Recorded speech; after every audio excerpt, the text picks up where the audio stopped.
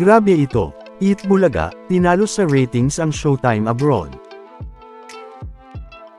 Eat Bulaga may panibagong pasabog na announcement, susugod naman ang mga Dabark ads, sa malamig na lugar, saan kaya ito?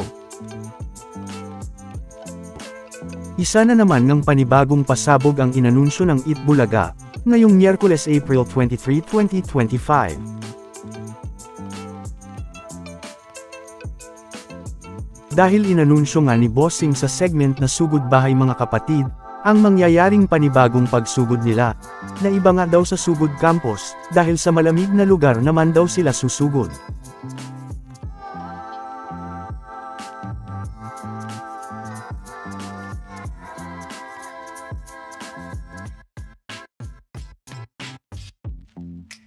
Na ayon nga kay Bossing, ay kasabay daw ng pagtaas ng heat index ngayon, ay ibang pagsugod naman ang gagawin nila ngayong summer, dahil mamamasyal naman daw ang mga Dabark ads sa malamig na lugar, kasabay nga ng pagsugod nila dito.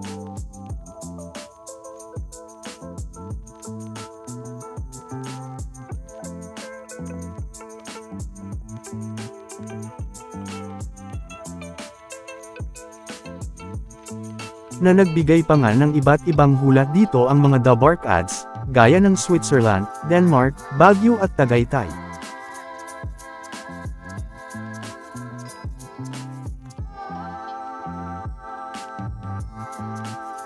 Kaya naman, ay tila gagawa na naman ng panibagong kasaysayan ang Eat Bulaga, dahil iba na naman nga ang gagawin ng Eat Bulaga ngayon na pagsugod, bilang pagsabay sa init ng panahon,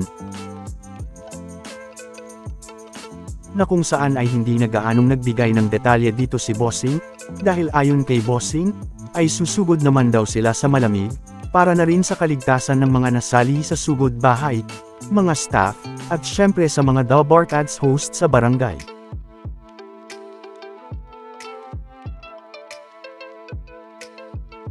Kaya naman ay abangan na lang daw natin ito sa Eat Bulaga.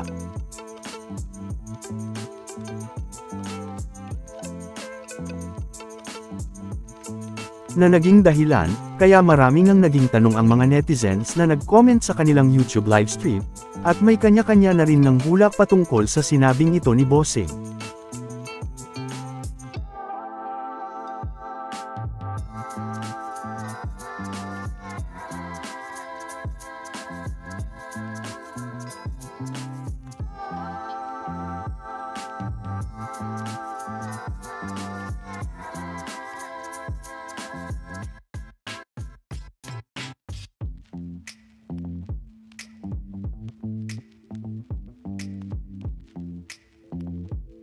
Na kung saan, ay dapat nga nating abangan ang panibagong pasabog na ito ng Eat Bulaga, bilang pagsabay sa summer.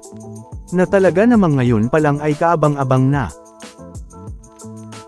Samantala, isa na namang magandang balita para sa mga legit Dabark ads sa buong mundo, dahil talaga namang muling pinatunayan ng Eat Bulaga, ang pagiging number 1 nito, hindi na nga lang sa Pilipinas, kundi maging abroad.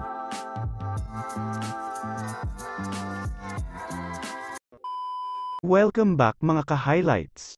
Bago tayo magpatuloy ay maaaring mag-subscribe at i-click ang notification bell para updated kayo sa mga susunod pang videos, at paki-like na rin ang video, share at mag-comment na rin. Maraming salamat po. Dahil hindi na nga lang sa online views panalo ang longest running noontime show na Eat Bulaga.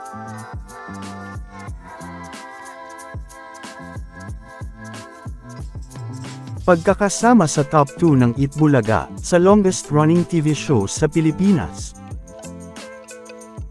At pagkilala ng ibang bansa sa Eat Bulaga, dahil kasama din ang Eat Bulaga sa top 5 sa longest running TV shows sa buong mundo, sa 56 na TV show sa lahat ng mga bansa sa buong mundo. Nauna na rin nating napag-usapan. Dahil ngayon nga, ay muli na naman ng pinatunayan ng Eat Bulaga ang pagiging number 1 nito, hindi lang nga sa Pilipinas, kundi maging sa ibang mga bansa. Sa katunayan nga, ay ayon sa kilalang site na IMDb, na kilalang nagbibigay ng ratings, sa mga shows at movies sa buong mundo. Ay makikita nga dito ang ratings ng Eat Bulaga, at ng Showtime. na ayon nga sa IMDb, ay may 7.7 ang ratings ng Itbulaga.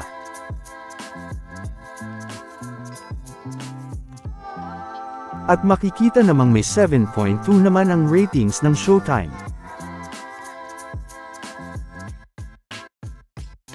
Na makikita ngang mas mataas ang ratings ng Itbulaga dahil kahit nga halos parehong may ratings na 7 ang Itbulaga at Showtime, ay makikita namang lamang pa rin ang Itbulaga sa points.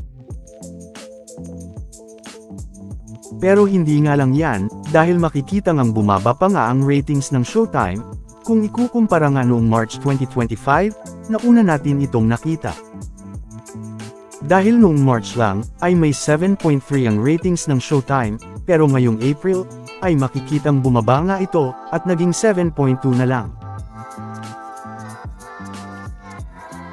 Pero, hindi naman nagbago ang ratings ng Itbulaga sa IMDb, at nanatili nga ito sa 7.7. Na talaga namang makikita kung gaanong kinikilala ang Itbulaga, hindi lang sa Pilipinas, kundi maging abroad, dahil bukod nga sa pagkakasama ng Itbulaga sa top 2 ng IMDb sa longest TV show sa Pilipinas, pagkilala din sa Itbulaga sa isa nga sa longest running TV show sa buong mundo, ay maging sa ratings ng IMDb, ay panalo pa rin ang Itbulaga. Matatandaang, pinakita na rin natin noon ang ratings naman ng The Kingdom ni Bossing Vic Soto at Piolo Pascual, na talaga namang panalo, dahil mas mataas nga ito kung ikukumpara sa ibang entry noon.